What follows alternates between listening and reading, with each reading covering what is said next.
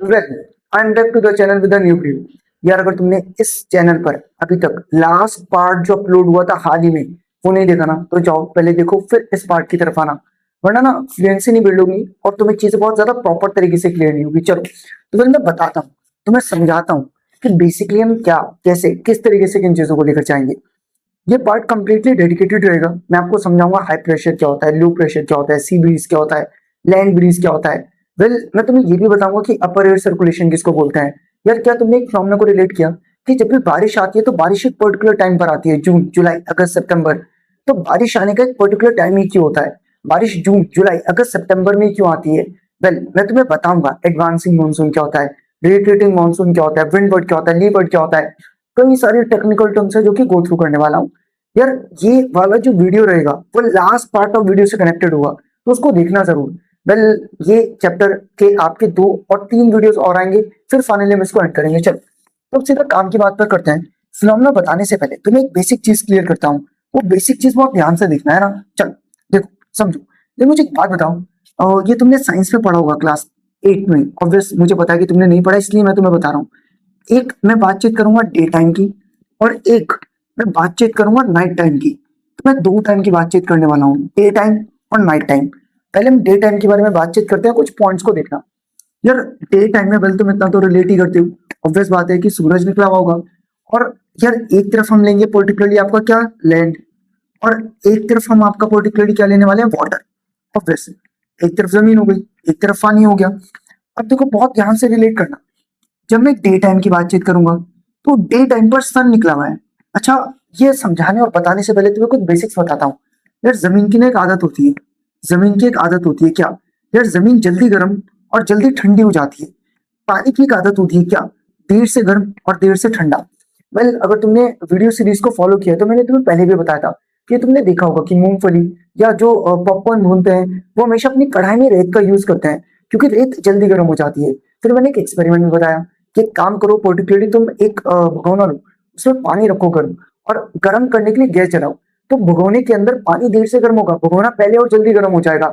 तो वो चीज है कि जमीन की एक आदत है जल्दी गर्म जल्दी ठंडी, पानी की एक आदत है देर से गर्म देर से ठंडा।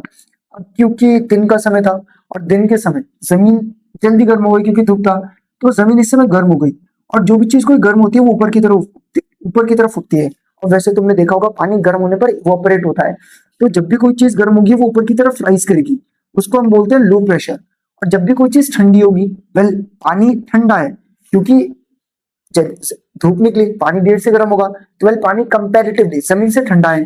तो क्योंकि पानी ठंडा है तो यहाँ पर कैसा प्रेशर, हाई प्रेशर।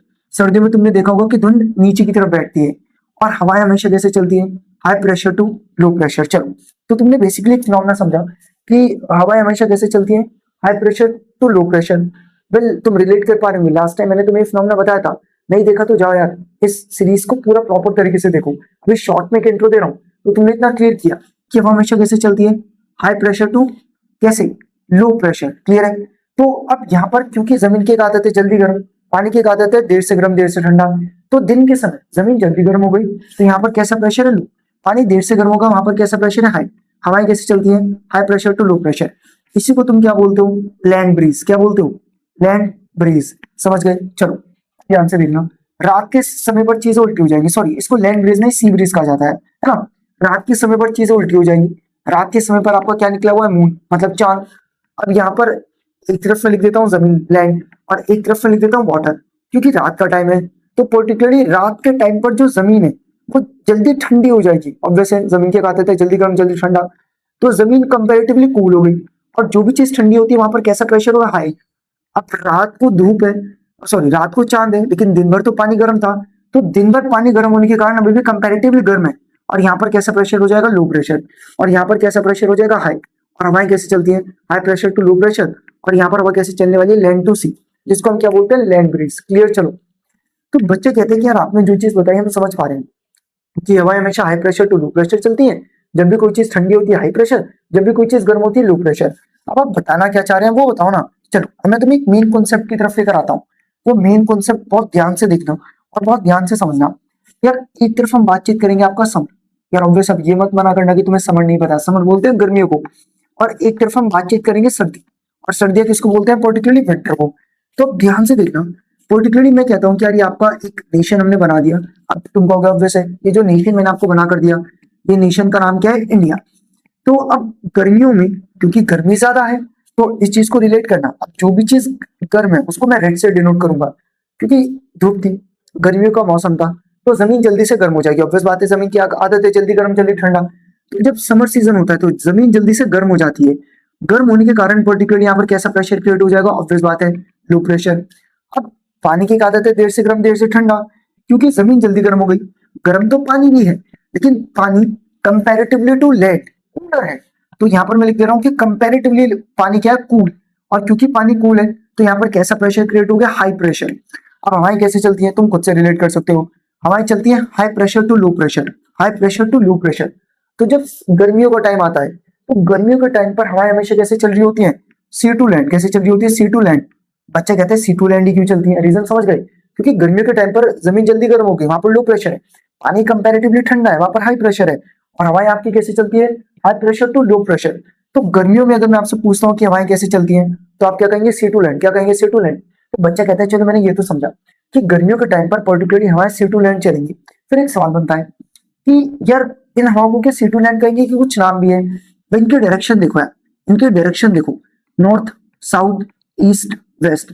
अब बहुत ध्यान से सुनो, जो एक काम की बात बताऊंगा कि जब भी आप किसी भी विंड का नामकरण करते हैं उसके टेल को देखकर करते हैं। किसको देखकर करते हैं? टेल। अब विंड चाहे उस डायरेक्शन में रही है, टेल किस डायरेक्शन में? इस डायरेक्शन में। तो जो हवाएं इंडिया में बारिश लेकर आती हैं, वेल अगर मैं तुमसे पूछता हूँ कि उन हवाओं को क्या बोलते हैं, तो क्या कहोगे? कि जो हवाएं इंडिया में बारिश लेकर आती है पर्टिकुलरली उन विंड्स को क्या कहा जाता है? South west.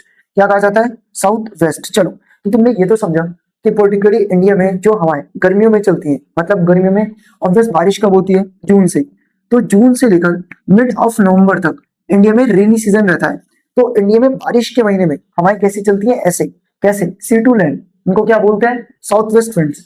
और साउथ वेस्ट विंड्स याद करो, जब मैं तुम्हें समर सीजन पढ़ा रहा था मैंने कहा था बताऊंगा, अब समझ गए।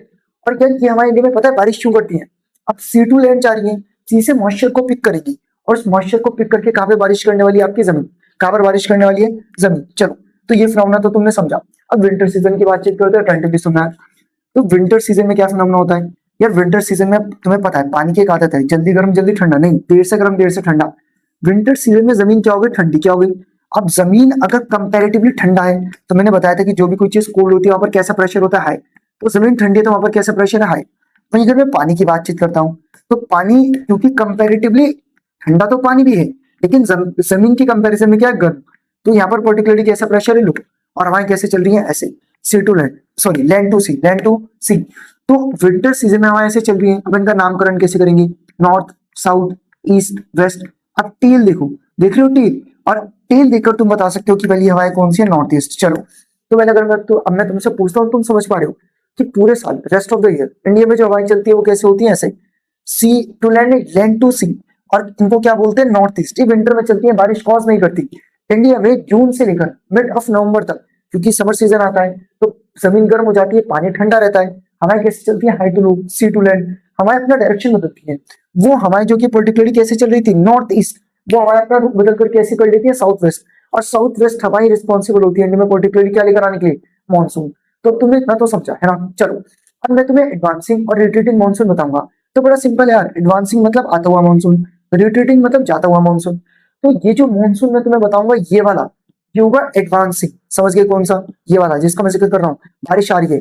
और जब मैं कहूंगा कि बारिश जा रही है, जब मैं तुम्हें ये वाला मानसून बताऊंगा, तो तुम इसको क्या बताने वाले हो? Retreating monsoon. चलो, तो देखते हैं जरा यार, बहुत सिंपल है। अब मैं तुम्हें एक बार रिलेट करा देता हूँ। कैसे लिखोगे एग्जाम में? इसको रटा नहीं जा सकता, समझा जा सकता है।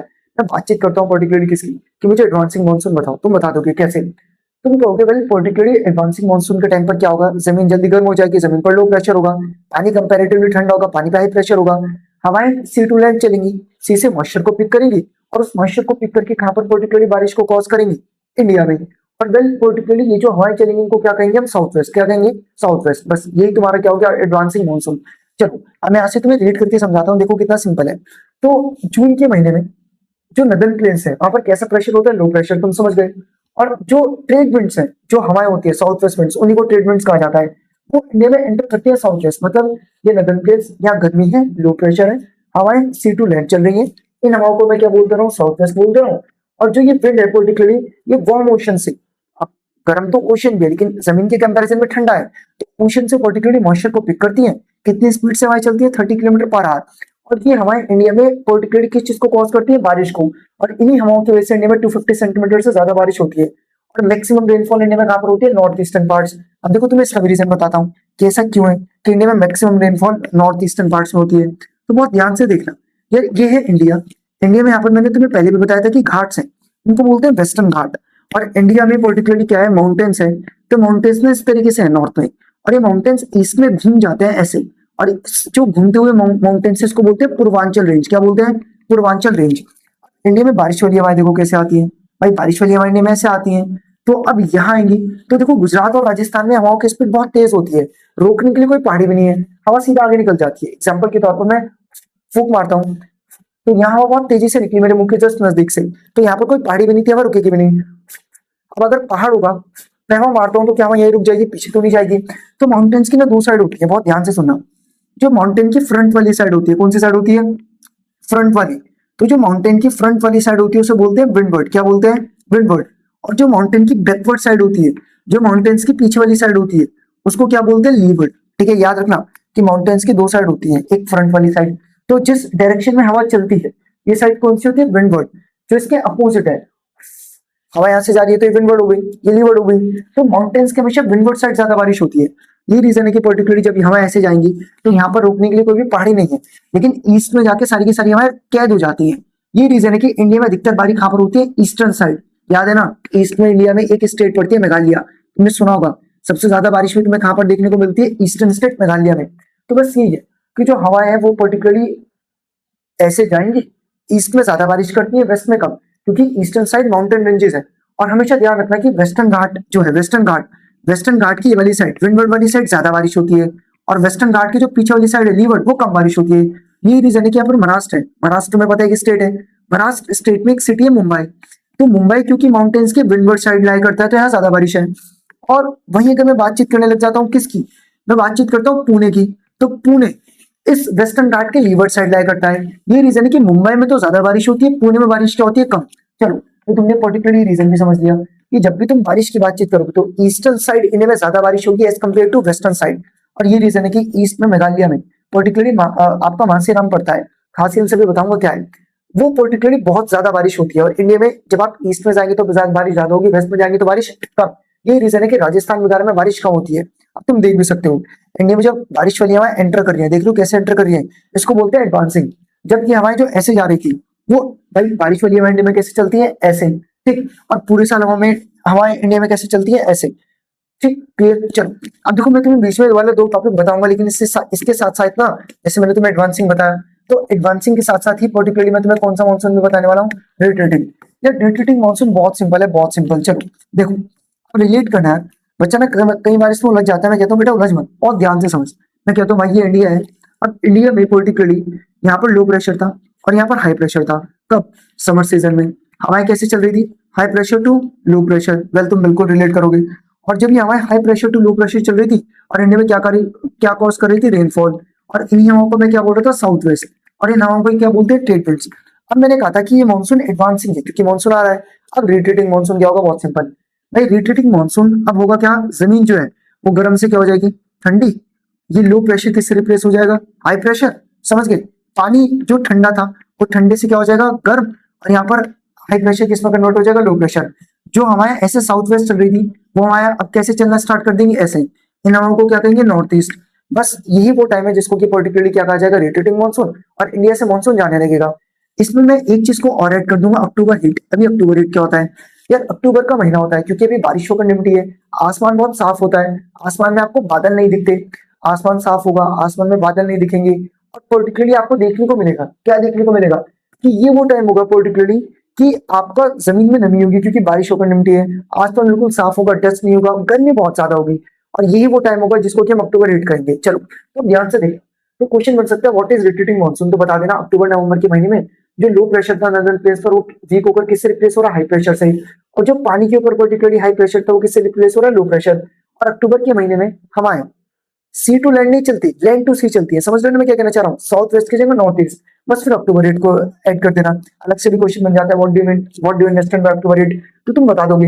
अक्टूबर के महीने में जो दिन का टेम्परेचर होता है वो ज्यादा होता है, जो रातें होती है वो ठंडी और शांत होती है, जमीन में कहीं ना कहीं नमी होती है, और जो आपकी मानसून विंड्स है वो समझ गए साउथ वेस्ट से किसमें चेंज होने लग जाती है, नॉर्थ ईस्ट, और इसी को क्या बोलते हैं, रोटेटिंग मानसून। चलो, तो मुझे लगता है तुम्हें प्रॉपर तरीके से क्लियर है एडवांसिंग मानसून क्या होता है और रोटेटिंग मानसून क्या होता है। अब अगर एग्जाम में क्वेश्चन बन जाएगा discuss about the features of advancing monsoon या discuss about the features of rotating, तो नोट से रटना मत, ये तुम्हें हाई प्रेशर लो प्रेशर समझ में आया, इसके अकॉर्डिंगली एक्सप्लेन कर देना चलेगा। अब ध्यान से देखते चलते हैं। अब मैं तुम्हें एक चीज और बताऊंगा, इंडिया में मानसून आता कैसे है। इंडिया में मानसून दो ब्रांचेस के थ्रू आता है। बच्चे कहेगा दो ब्रांचेस कौन कौन सी है, मैं सिंपल बातचीत करता हूँ यार। मैं कहता हूँ एक तरफ देख बेटा बे ऑफ बंगाल है, एक तरफ देख अरेबियन सी है, तो पर्टिकुलरली इंडिया में अरेबियन सी से भी हवाएं आती हैं। भाई सिंपल है ना, इंडिया में बारिश वाली हवाएं कैसे आ रही है, ऐसे आ रही है ना। शायद येलो कलर नहीं दिखेगा, रेड कलर से दिखाता हूँ। बारिश वाली हवाएं कैसे आ रही है, ऐसे, कैसे आ रही है, ऐसे। तो हवाएं ऐसे भी तो एंटर करती है। तो बस हमने बना दिया कि पर्टिकुलरली इंडिया में एक तरफ तो अरेबियन सी से बारिश आती है, एक तरफ बे ऑफ बंगाल से, तो ब्रांचेस बोलते हैं इसको। तो पहले मैं तुम्हें बताऊंगा कि अरेबियन सी से कैसे बारिश आती है, फिर मैं तुम्हें बताऊंगा कि बे ऑफ बंगाल से कैसे बारिश आती है। चलो, तो क्वेश्चन बन सकता है क्या, वेल बन सकता है, सुनते समझते चलना कि पर्टिकुलरली कैरेक्टरिस्टिक्स मैं बातचीत करूंगा कि इंडिया में अरेबियन सी से आपको कैसे बारिश देखने को मिलती है। तो सबसे पहले जब मैं समझा रहा हूँ तो बहुत अटेंटिवली रिलेट करना और बहुत अटेंटिवली समझना कि कोई भी चीज तुम्हें किसी भी तरीके से कंफ्यूज ना करे। पहले हम बातचीत करेंगे Mumbai bye 10th of June की। अब इसका मतलब समझो क्या है यार। भाई मैं हल्का सा तुम्हारे साथ तुम्हें समझाने के लिए यहाँ पर एक नक्शा बना दे रहा हूँ कि पर्टिकुलरली अरेबियन सी हो जाएगा, है ना। और अरेबियन सी में पर्टिकुलरली यहाँ पर मैं जिस स्टेट या सिटी की बातचीत कर रहा हूँ वो क्या होगी, मुंबई। तो मैं कह रहा हूँ कि ये वो टाइम है कि पर्टिकुलरली अरेबियन सी से बारिश आती है। भाई अरेबियन सी से बारिश कैसे आती है, ऐसे। तो अरेबियन सी से सबसे पहले बारिश कहाँ पर आती है, मुंबई कि जून में 10th जून। यहाँ वेस्टर्न घाट तुम्हें बताया क्या है, मैंने बताया था पहाड़ों की रेंज है वेस्टर्न घाट, ये हवाओं को रोकने का काम करती है। और ये रीजन है कि जो वेस्टर्न घाट की विंडवर्ड साइड है, विंडवर्ड मतलब ये वाली, यहाँ पर ज्यादातर बारिश हो जाती है। बहुत ज्यादा हैवी रेन विंडवर्ड में होती है as compare to leeward. Leeward समझ के माउंटेन्स के पीछे वाली साइड के कंपेरिजन में। फिर मानसून मानसून घाट घाट से होता हुआ कहाँ पहुंचता है, ये हमारी स्टेट है मध्य प्रदेश, नीचे वाला साइड डेक्कन प्लेट्यू, वहां पहुंचता है और वहां पर कुछ रेनफॉल होती है। तो अर्ली 10th ऑफ जून में मुंबई के आसपास है। फिर 29th ऑफ जून तक ये हवाएं पर्टिकुलरली कहाँ पर पहुंच जाएंगी, आपका राजस्थान। राजस्थान में छोटी मोटी बारिश होगी। फिर बे ऑफ बंगाल से होती हुई Punjab Haryana all over India बारिश पहुंचकर पर्टिकुलरली किस चीज को कॉज करती है, रेनफॉल। सिंपल है। अरेबियन सी से बारिश आती है कब, 10th ऑफ जून। कहां पर बारिश करती है, मुंबई। फिर ये हमारे पर्टिकुलरली मुंबई के साथ साथ और अंदर मध्य प्रदेश वगैरह में बारिश करती है।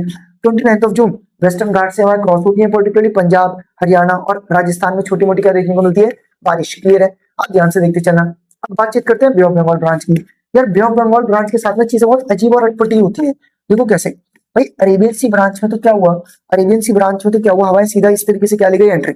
अरेबियन सी ब्रांच में तो हवाएं इस तरीके से क्या ले गई, एंट्री।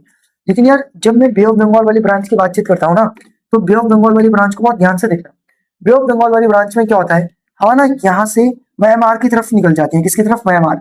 ये बर्मा म्यांमार है, पहले इंडिया का हिस्सा था। कैसा लोगों इसकी अलग कहानी बताऊंगा। तो होता क्या है कि भाई अब यहाँ क्या है, पर्टिकुलरली एक पहाड़ी है। वेल कौन सी पहाड़ी है, तुम देख सकते हो, अराकम। तो ये अराकम रेंज तुम देख रहे हो पहाड़ों की। अब होता क्या है, हवाएं इस अराकम रेंज से टकराती हैं। आधी हवाएं तो इधर चली जाती हैं, आधी हवाएं किधर चली जाती हैं, इधर। समझ गए यार, मेरे हाथ में ना मार्कर है, मान लो बोर्ड है, मैं इसको खींच के मारता हूँ तो क्या ये मार्कर ऐसे टकराकर फिर ऐसे टकराकर वापस आएगा, ऑब्वियस आएगा, है ना। बाउंस पे क्या तुमने सुना होगा क्रिकेट खेलते हो तो क्या बॉल टिक खाकर टिक मतलब टप्पा खाकर के ऊपर की ओर उछलती है, ऑब्वियस है। तो वही चीज मैं तुम्हें बता रहा हूँ कि एक्चुअल में बे ऑफ बंगाल वाली जो हवा है ना वो बाहर निकलकर म्यांमार चली जाती है। लेकिन क्योंकि म्यांमार में एक पहाड़ी है, कौन सी पहाड़ी, मैं पूछता हूँ, अराकम। तो ये अराकम रेंज क्या करती है, जब हवाएं यहाँ से टकराती हैं तो यहाँ से हवाएं क्या हो जाती है, बाउंस में क्या हो जाती है, और ये दो हिस्सों में बढ़ जाती है, के वाला हिस्सा और ये वाला हिस्सा। देखो यहाँ पर भी देखो कितना होशियारी से नाम दिया हुआ है। ज्योग्राफी में ना हर चीज के पीछे कोई ना कोई रीजन होता है, वो रीजन पता होना बहुत जरूरी है। अब ध्यान से देखना, यहाँ पर अगर तुम फिनोमेना को रिलेट करके समझो तो यहाँ पर पर्टिकुलरली एक नदी बहती है। कौन सी नदी बहती है, गंगा नदी। तो यहाँ पर ऐसे करके एक नदी बह रही है, गंगा नदी। तो ये हमारे डिफ्लेक्ट होकर किधर चली गई, गंगा प्लेन्स में। किधर, गंगा प्लेन्स। फिर कभी ड्रेनेज बताऊंगा फुर्सत से। फिर यहाँ पर एक नदी बहती है ऐसे, ये ब्रह्मपुत्रा है। ब्रह्मपुत्रा इंडिया में आती है और असम से होती हुई कहाँ पर चली जाती है, आपका वेस्ट बंगाल, सॉरी वेस्ट बंगाल नहीं, बांग्लादेश। और बांग्लादेश से कहां पर जाकर गिर जाती है, बे ऑफ बंगाल। तो ये वाला जो रीजन है इसको बोलते हैं ब्रह्मपुत्रा प्लेन्स। समझ गए, इसको क्या बोलते हैं, जो ये गंगा वाला रीजन है गंगा प्लेन, जो ब्रह्मपुत्रा वाला रीजन है उसको क्या बोलते हैं, ब्रह्मपुत्रा प्लेन। तो तुमने समझा कि बे ऑफ बंगाल से क्या हो रहा है कि बे ऑफ बंगाल में पर्टिकुलरली साउथ वेस्ट हवाएं म्यांमार में पहुंचती है, बांग्लादेश में पहुंचती है, बांग्लादेश से म्यांमार। म्यांमार में पर्टिकुलरली तुम्हें हिल्स देखने को मिलती है, अराकन हिल्स। अराकन हिल्स इन हवा को क्या करती है, बाउंस बैक करती है। ये हवाएं टकरा के आधी इधर चली जाती है गंगा प्लेन, आधी इधर चली जाती है ब्रह्मपुत्र प्लेन। और वही चीज यहाँ पर क्या रखा है, बिकॉज ऑफ दिस जो मानसून विंड्स है वो वेस्ट बंगाल में एंटर करती है, बांग्लादेश में एंटर करती है, और ये हवाएं दो पार्ट्स में स्प्लिट हो जाती है। एक पार्ट तो गंगा प्लेन हो गया, गंगा प्लेन में जैसे पंजाब, हरियाणा, वेस्टर्न यूपी, ये सब स्टेट्स आ जाती हैं। और फिर जो सेकंड ब्रांच है वो किधर की तरफ स्प्लिट हो जाती है, ब्रह्मपुत्र की तरफ। और आपको क्या देखने को मिलती है, नॉर्थ ईस्टर्न स्टेट्स, ब्रह्मपुत्र ये यहाँ पर पर्टिकुलरली क्या देखने को मिलती है, बारिश। चलो, तो उलझना मत, आज के टॉपिक को मैं बहुत सिंप्लीफाइड तरीके से लेकर जाना चाह रहा हूँ। तो मुझे लगता है कि मैंने तुम्हें बहुत सिस्टमेटिकली क्लियर किया एडवांसिंग मानसून, आता हुआ बारिश, बहुत सिस्टमेटिकली क्लियर किया और जाता हुआ बारिश, रिट्रीटिंग मानसून।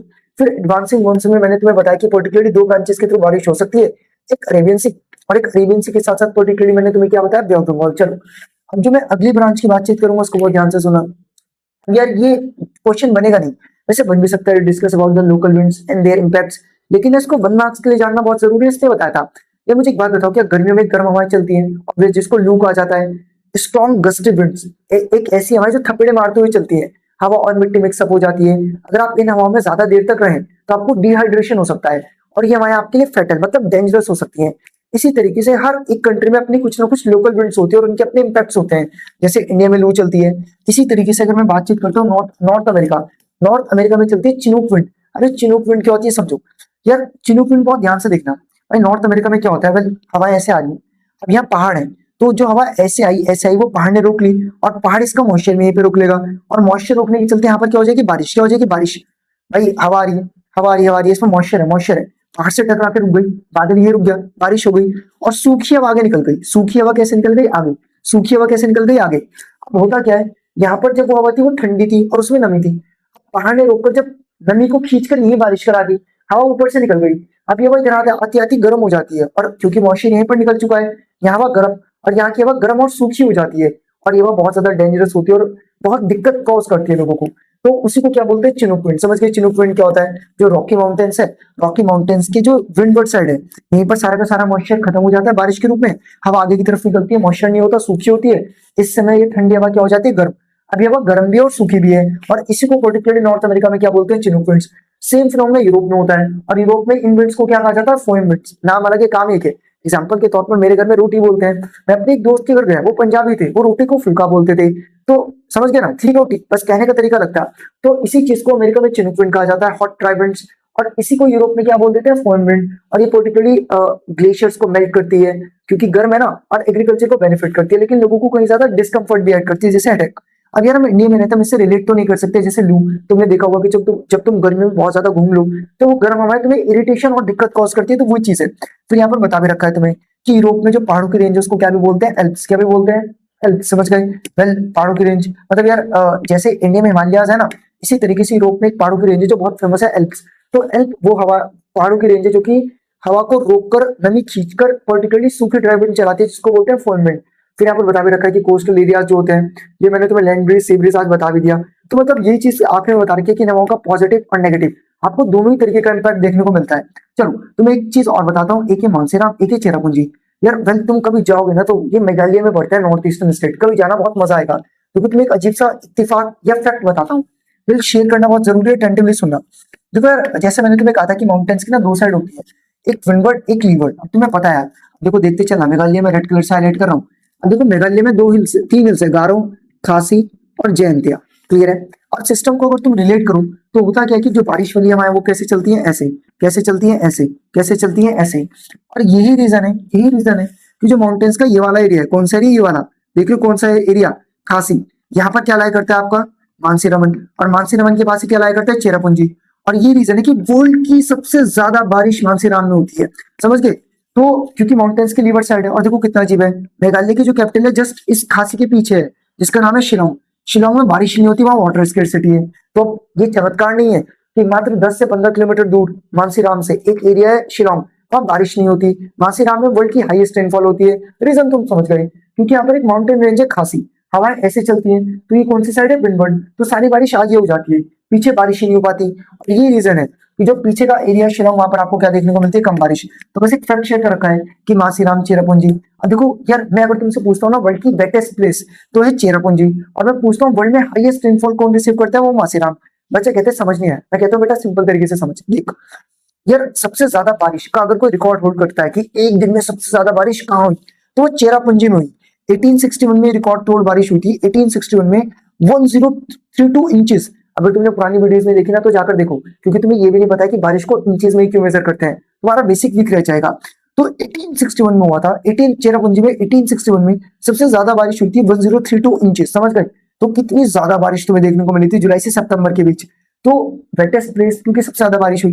लेकिन अगर मैं एवरेज एनुअल रेनफॉल की बातचीत करता हूँ कि सालाना सबसे ज्यादा बारिश किस जगह पर होती है, तो सालाना सबसे ज्यादा बारिश पर्टिकुलरली कहां पर होती है, आपकी माथेरान। माथेरान में पर्टिकुलरली कितनी बारिश होती है, 479 इंच, समझ गए। क्यों, वर्ल्ड की हाईएस्ट रेनफॉल रिसीव करता है। और वही चेरापूंजी में कितनी होती है, 450 इंच। तो वेटेस्ट प्लेस ये, एक दिन में सबसे ज्यादा बारिश होने का रिकॉर्ड इसके पास है। हाईएस्ट एवरेज एनुअल रेनफॉल किसमें होती है, मानसीराम। और ये बता रखा है कि मानसीराम पर्टिकुलरली आप कभी जाएं तो घूमने फिरने जाएगा, 16 किलोमीटर की दूरी पर ही चेरापूंजी पड़ता है और खासी हिल्स के आसपास ये चीजें लोकेट करती है। एक चीज और बता रखा है कि जहाँ पर बारिश ज्यादा होती है वहां पर आपको ऑरेंज, बनाना और घने जंगल देखने को मिलते हैं। तो कभी चेरापूंजी जाइए और देखिए, ये फेमस है अपने ऑरेंजेस के लिए, अपने बनानास के लिए। वेल, आपको बहुत मजा आएगा जब आप यहाँ पर जाएंगे। चलो, तो मुझे लगता है कि तुम्हें ये वाला फैक्ट भी क्लियर होगा, यहाँ तक कोई चीज फैक्ट क्लियर नहीं करता होगा। वेल, ये कर्व है यार। वेल, इसको चलो मैंने इसको तुम बताओगे, एक बार इसको ध्यान से रिलेट और रेट करो, है ना। मैंने वैसे सब कुछ बताया, क्या तुम बता सकते हो खुद से इसको देखकर कि कहाँ पर ज्यादा बारिश हो रही है, कहाँ पर कम बारिश हो रही है। पहले अगर तुम कमेंट सेक्शन में कमेंट करोगे तो फिर मैं अगली वीडियो में इसको एक्सप्लेन करता हूँ। चलो, तो सामने की ओर चलते हैं, थोड़ा सा तुम भी इंटरेक्ट करो यार। हाँ, ध्यान से देखते चलना, दो तीन बेसिक बेसिक चीजें बतानी है। चलो, सबसे पहले ये वाला क्वेश्चन ना ऐसा बनता है कि इंडिया में जो मानसून है वो अनसर्टेन है।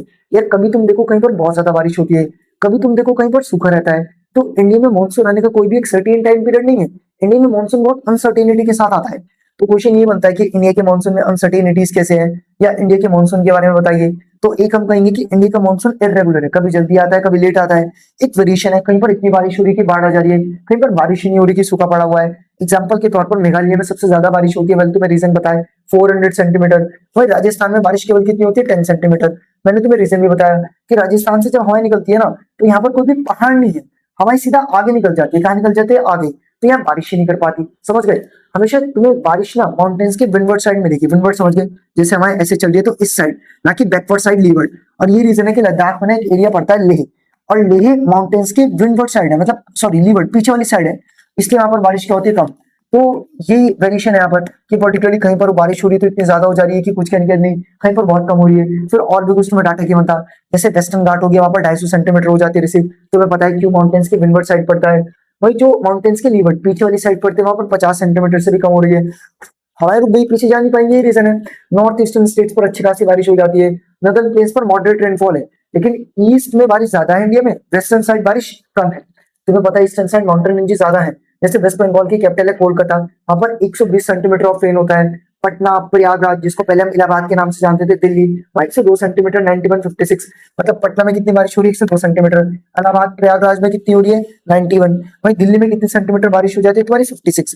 और यहाँ पर ये बात बताई हुई है कि जैसे जैसे सी से डिस्टेंस इंक्रीज होता है तो कहीं ना कहीं पर्टिकुलरली जो टेम्परेचर वो भी क्या हो जाता है आपका, इंक्रीज या डिक्रीज, और रेनफॉल के पैटर्न पर भी इम्पैक्ट पड़ता है। चलो, अब यार एक क्वेश्चन और समझो, डिस्ट्रीब्यूशन ऑफ रेनफॉल कि इंडिया में डिस्ट्रीब्यूशन कैसा है, तुम समझ गए। माउंटेन्स के विंडवर्ड साइड ज्यादा होगा, लीवर्ड साइड कम होगा।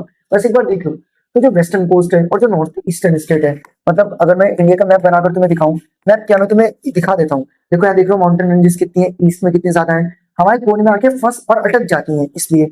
और वेस्टर्न घाट का तो रीजन तुम समझ ही चुके हो।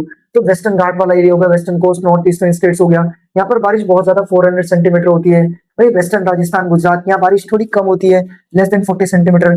डेक्कन प्लेट्यू में भी बारिश कम होती है। और यार मैंने तुम्हें बताया भी था कि डेक्कन प्लेट्यू की अगर मैं बातचीत करता हूँ तो डेक्कन प्लेट्यू में बारिश कम क्यों होती है। भाई यार ये इंडिया है ना। इंडिया में यहाँ पर एक ट्रायंगुलर तुम लैंडमास देख रहे हो, भाई ऊपर वाला इससे क्या हो जाता है, सेंट्रल आइलैंड्स, नीचे वाला क्या हो जाता है, डेक्कन प्लेट्यू। तो डेक्कन प्लेट्यू के इस तरफ तुम्हें क्या देखने को मिलता है, वेस्टर्न घाट, इस तरफ क्या देखने को मिलता है, ईस्टर्न घाट। तो बीच में कभी बारिश वाली हवाएं पहुंच नहीं पाती। अभी मैंने तुम्हें बताया था कि माउंटेन रेंज के पीछे ले लाई करता है, लीवर्ड साइड। तो ये रीजन है कि जो पर्टिकुलरली आपका क्या हो गया, जो आपका पर्टिकुलरली ले हो गया, यहाँ पर भी बारिश कम होती है, रेस्ट ऑफ द कंट्री में मॉडरेट रेनफॉल होती है।